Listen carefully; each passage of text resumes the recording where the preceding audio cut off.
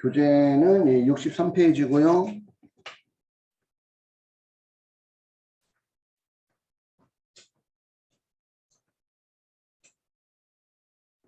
송금 불산의 항목. 일정한 손비는 순자산의 감소임에도 불구하고 송금으로 인정되지 않는데 법인세법의 열거한 유형은 다음과 같다. 대손금. 이거는 대손금은 대손 세액공제,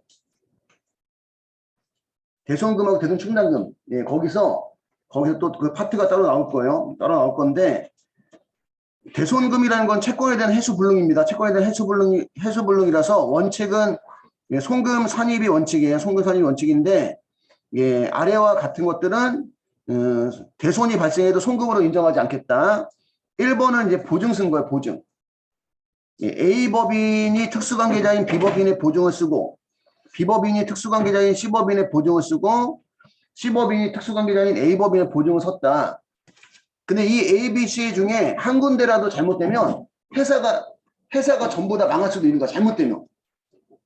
그래서 국가는 보증 쓰는 거 좋아하지 않는다는 얘기입니다. 그래서 만약에 보증을 쓰고 그 보증 쓴 회사가 잘못돼가지고 만약에 A라는 법인이 B법인의 보증을 섰는데 B법인이 잘못돼가지고 A가 물어준 거에 대해서 A가 대신 물어준 거에 대해서 청구하는 채권을 우리가 구상채권이라고 얘기해요. 구상채권.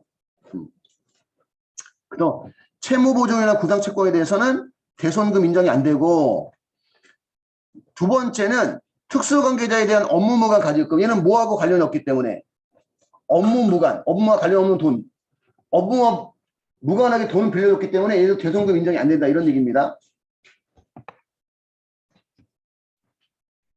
그 다음에 페이지 넘겨서 64페이지 자본거래 등으로 인한 손비의 송금불산이 잉여금의 처분을 손비로 계산한 것과 주식 할인 발행 차금. 어제 우리 주식 할인 발행 차금 하다가 이게 저장이 잘 안 됐죠. 녹화가. 자, 주식 할인 발행 차금도 송금불산입인데 예를 들어서 액면가액 10,000원의 주식을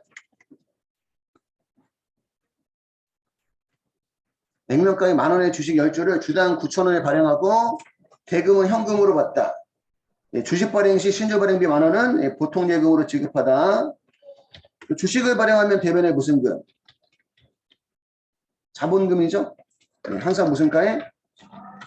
액면가액 10,000원에 10주면 100,000원이고 주당 9,000원에 발행하고 현금 받았으니까 현금이 90,000원 들어와요.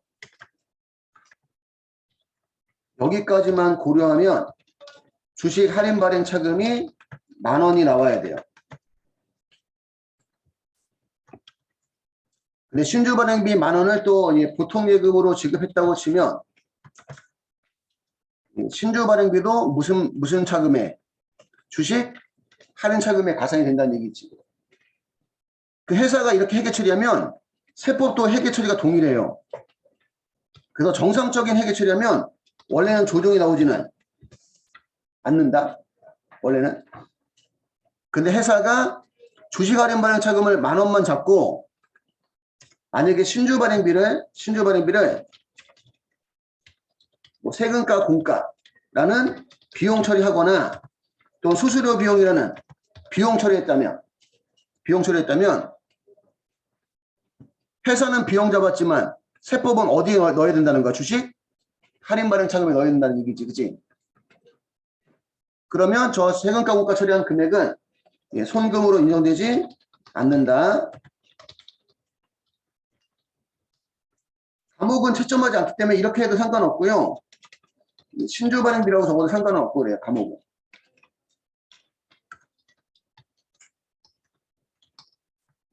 만원이고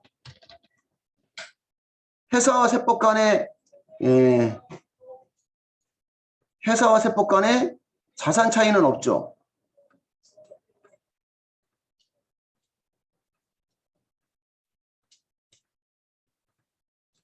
회사와 세법 간의 일시적 자산 부채 차이가 있으면 예, 유보나 마이너스 유보인데 얘는 회사와 세법 간에 예, 자산부채 차이는 없습니다. 그럼 유보나 마이너스 유보는 아니고 송금불산입이면 이거 가산조정이야. 가산조정. 소득을 증가시키는 가산조정인데 이 금액이 회사 밖으로 나가서 타인의 소득을 구성한 것도 아니죠. 회사 밖으로 나가서 타인의 소득을 구성한 것을 우리가 사회유출이라고 얘기합니다. 사회유출. 사회유출은 뭐 배당, 상여, 기타 사회유출, 기타 소득이 있는 거지. 근데 그것도 아니기 때문에 얘는 소득 처분이 기타가 되는 거예요. 기타가. 그래서 소득 처분이 기타인 것들이 어려운 것들이 좀 다수 있어. 어려운 것들. 여기까지 정리 한번 해주시면 될 것 같아요.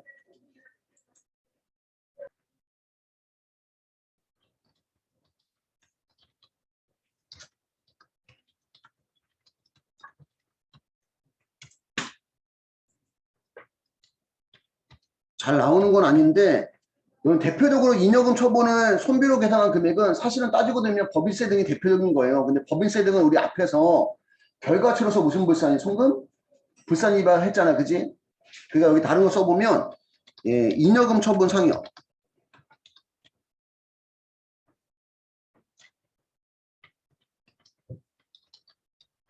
직원에 대한 잉여금 처분 상여 1,000만 원을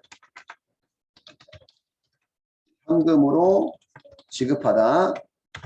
그러니까 직원들이 열심히 일을 해서 전년도보다 우리 회사 이익이 증가한 거예요.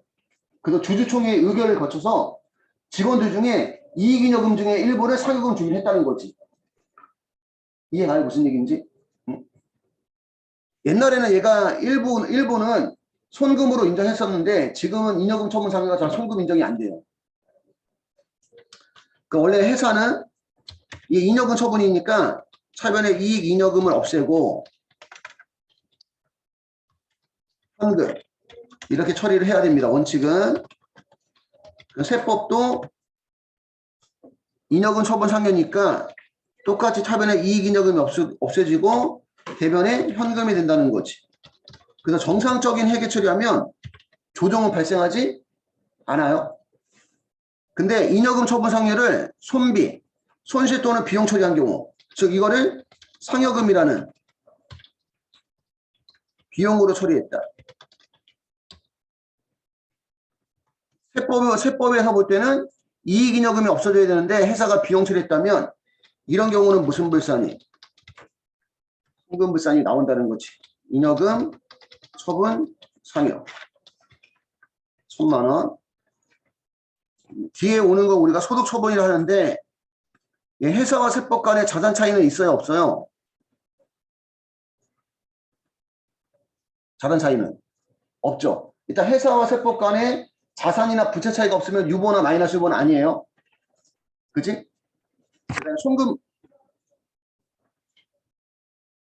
손금불산입은 무슨 조정이에요? 이거 가산 조정입니다. 증가된 소득이 회사 밖으로 나가서 타인의 소득을 구성했죠. 누구의 소득을 구성했어? 직원의 소득을 구성했죠. 그치? 직원 소득 구성했죠. 직원의 상여금이니까. 그 사회유출이죠. 사회유출. 사회유출 중에 기속자가 개인주주면 배당, 임직원이면 상여, 법인사업자나 특수관계자의 법인사업자나 개인사업자면 뭐 기타 사회유출, 그 외 개인이면 기타 소득. 그러니까 여기는 예, 임직원이니까 뭐야? 소득 처분이 상여가 되는 거지. 이렇게 하나 적어두시면 될 것 같습니다. 세금과 공과금은 6점짜리 하나의 파트로 나와요. 세금과 공과금은. 세금이나 공과금은 당연히 비용 항목이니까 송금이 원칙입니다.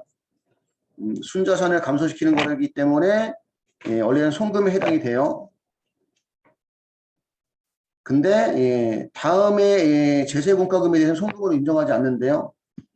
1번이 이제 법인세 등이죠. 법인세 등.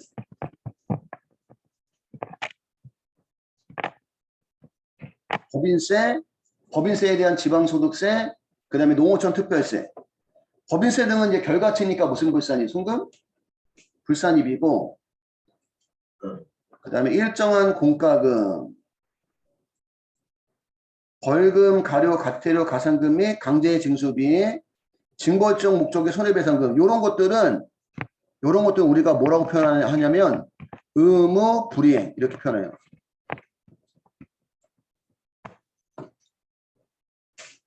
이게 의무적으로 내는 거는 송금 인정이 돼. 응? 요거 조금 그치 의무 불이행인데 의무를 이행하지 않아서 발생한 건 송금 불산입이고 의무적으로 내는 거는 송금 항목이에요. 그러니까 여러분들 뭐지? 국민연금, 건강보험, 고용보험료 회사부담금은 송금 항목이야. 근데 잘못해서 내는 거 있잖아. 잘못해서 내는 거. 원래 안 내도 되는데 잘못해서 내는 것은 송금 불산입이라는 거지. 벌금, 가료, 과태료, 가산금 및 강제징수비, 징벌적 목적의 손해배상금 이런 것들은 송금 불산입이고요. 자산의 평가차손 실현이에요, 미실현이에요? 미실현 손실이죠. 미실현 이익을 입금으로 안 받듯이 미실현 손실도 송금으로 안 봅니다. 미실현이라서.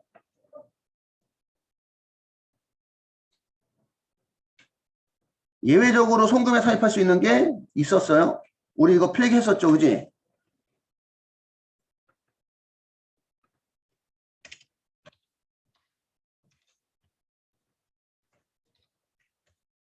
이거는 필기를 해도 되고 했던 거라서 필기를 해도 되고 아니면 봐도 되고 평가 차손은 미실현 손실입니다. 그래서 원칙은 무슨 불산입이다? 송금 불산입이다. 그지? 근데 예외적으로 송금 산입하는 경우가 있어요.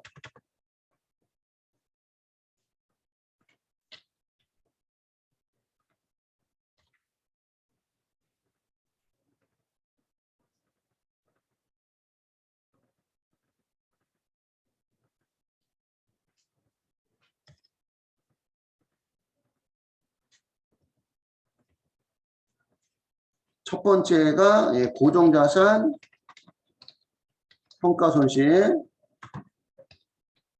천재지변, 화재, 법령에 의한 수용, 퇴진으로 인한 폐각 이런 걸로 인해서 평가손실 발생된 경우. 그 다음에 시설 개체 또는 기술 낙후로 인한 평가손실.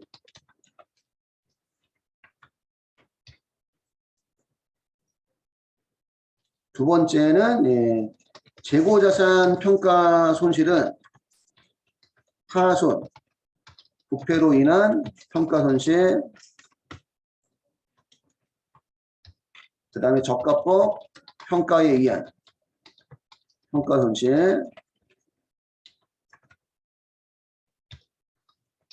유가증권 평가 손실은 파산 또는 부도로 인한 평가 손실, 그 다음 외화, 환산 손실은 화폐성 외화 채권 채무를 기말 마감 환율로 평가한 경우.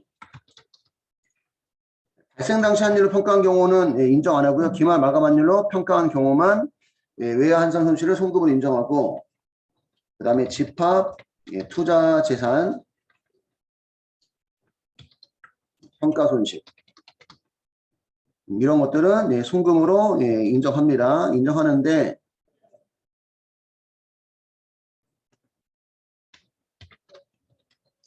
적합한 평가에 의한 평가 손실은 신고 조정, 외화 환산 손실도 신고 조정,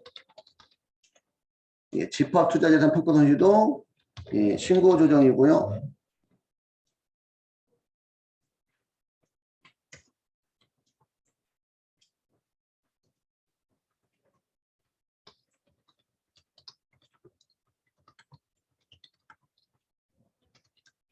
신고 조정을 제외한 나머지는 결산 조정입니다. 머릿속에 두고 있어야 되고, 여기서 이하고 재고의 평가 손실 중에서 일부하고 4번 같은 경우는 그 6점짜리 문제로 나옵니다.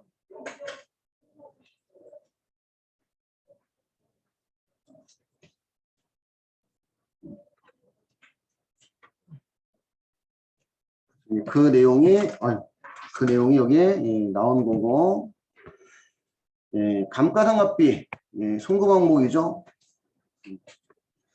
감가상각비 송금 항목인데 얘도 이제 결산 조정이에요. 결산 조정. 일본은 신고 조정도 있긴 있지만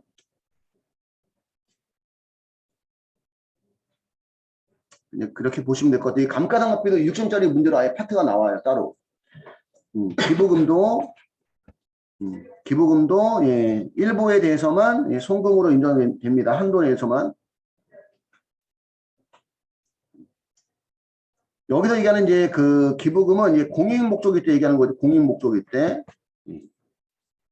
그래서 원래는 송금에 산입하는 것이 원칙이지만 비지정 기부금이나 법정 기부금, 우리사주조합 기부금, 지정 기부금에 한도 초과액은 송금에 산입하지 않는다. 비지정 기부금은 공익성이 없기 때문에 송금 불산입이고, 법정 기부금, 지정 기부금 한도 초과액은 한도 초과했기 때문에 송금 불산입이고요. 접대비도 원칙은 송금이지만 이런 경우는 송금으로 안 본다 이런 얘기입니다. 1회 접대에 지출한 접대비 3만 원 초과 적격증빙 미수치분. 적격증빙이 뭘 얘기하는 거냐면 신용카드 매출전표,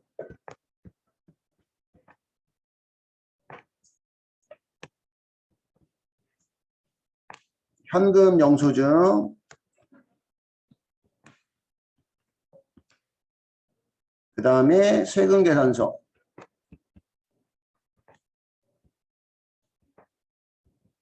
그 다음에 계산서.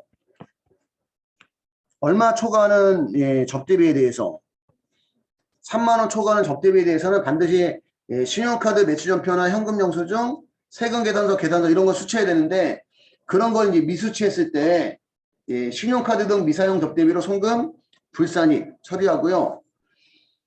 접대비 한도 초과액도 송금 불산입입니다. 접대비 한도 초과액도 송금 불산입니다.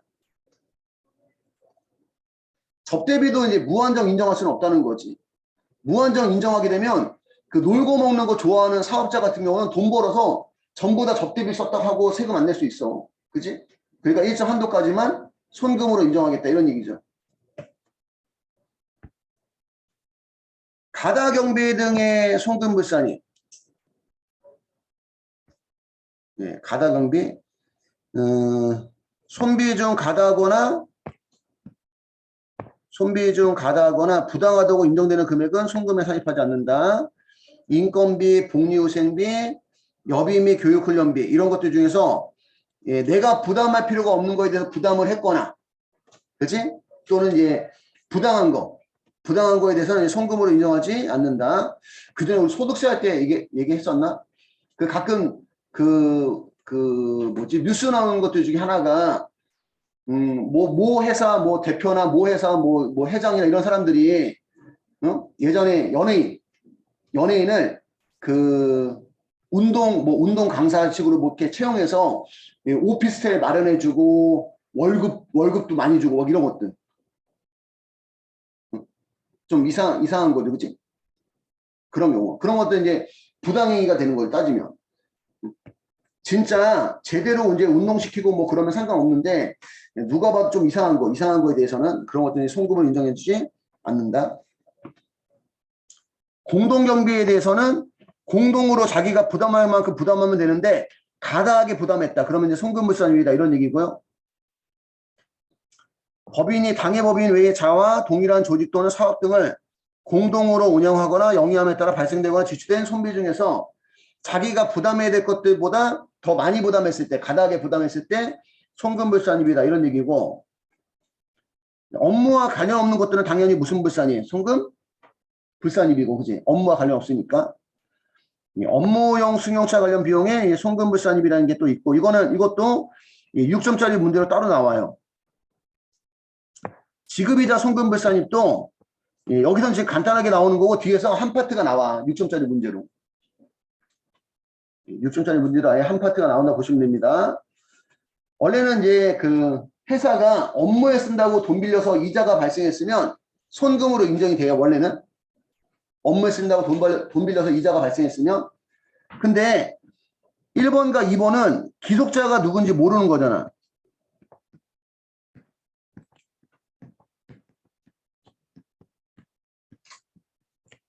우리가 지출한 그 비용이 손금으로 인정되는 이유는 우리가 지출한 비용의 그 거래 상대방의 소득을 구성해서 거래 상대방이 세금을 내니까 우리가 비용 인정이 되는 건데 우리가 이자를 주면서 기속자, 상대방을 밝히지 않는다면 상대방한테 세금을 걷지 못하니까, 그지? 그런 것들은 송금으로 인정하지 않는다. 채권자 불분명 사채의 이자, 비실명 채권증권 이자, 기속자 불분명. 그럼 얘는 기속자가 누군지 모르면 무슨 불산입이고 송금 불산입이고 앞에서 나왔었는데 무슨 상이요? 전부 다 대표자한테 책임을 묻는 거예요. 대표자 상이요. 건설자금 이자는 건설 중인 자산으로 처리해야 돼요. 건설 자금 이자는 원래 무슨 중인 자산으로? 건설 중인 자산으로 처리해야 되는데 비용 처리했다면 송금 불산입이고 건설 중인 자산이라는 자산의 차이를 가져오기 때문에 유보가 되는 겁니다. 유보. 업무 무관 자산 등에 대한 지급이자는 업무에 쓴다고 돈 빌려서 이자가 발생해서 그 돈을 업무에 썼다면 손금으로 인정이 되지만 업무와 무관하게 썼기 때문에 얘는 송금 불산입이고 우리 회사가 우리 회사한테 기속시키는 거라서 얘는 기타 사회 유출입니다. 뒤에서 아예 한 파트로 나온다 얘기했죠. 그래서 한 파트로 나오는 건데 이런 시험에서 요 순서도 많이 물어봐요. 순서. 지급이자 송금 불산이라는 순서. 채비 건업.